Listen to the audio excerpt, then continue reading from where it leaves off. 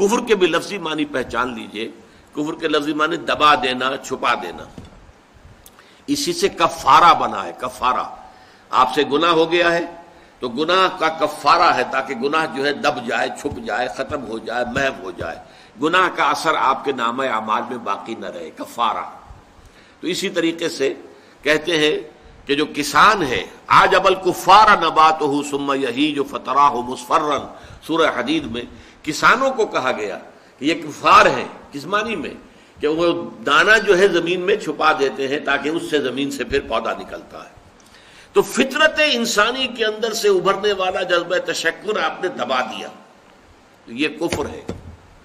کفران نعمت قرآن مجید میں لفظ کفر یا شکر کے مقابلے میں آتا ہے.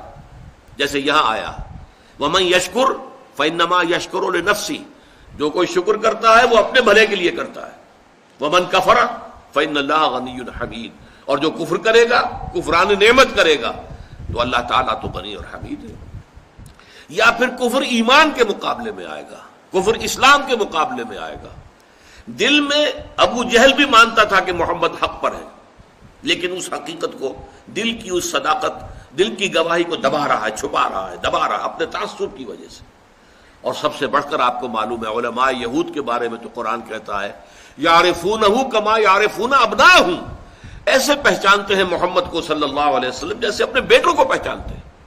تو یہ اندر ان کے ایمان موجود تھا، اندر جو ہے گواہی دل دے رہا تھا کہ محمد برحق ہے. یہی ہے وہ آخری رسول اور آخری نبی جن کی پیشن گوئی کی تھی موسیٰ نے بھی اور عیسیٰ نے بھی علیہم الصلوۃ والسلام.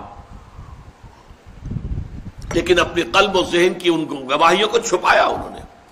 وَمَنْ أَظْلَمُ مِمَّنْ كَتَمَ شَهَادَةً عِندَهُ مِنَ اللَّهِ، ان سے بڑھ کر ظالم کون ہوگا جنہوں نے ایک گواہی جو ان کے پاس اللہ کی طرف سے تھی اسے چھپا لیا ہے. تو کفر بمانی اسلام بمقابلہ اسلام، کفر بمانی بمقابلہ ایمان. نفاق جو ہے وہ کفر ہے، نفاق بھی کفر ہے. اسلام کے مقابلے میں کافر، غیر مسلم کافر ہے. اور شکر کے مقابلے میں کفران نعمت، وہ بھی لفظ کفر سے بنا ہے. اسی میں آیا ہے لئن شکرتم لازیدنکم ولئن کفرتم ان عذابی لشدید، اگر تم شکر کرو گے تو ہم اور دیں گے، اور بڑھا کر دیں گے، لیکن اگر تم نے کفران نعمت کی روش اختیار کی تو پھر ہمارا عذاب بھی بہت سخت ہے.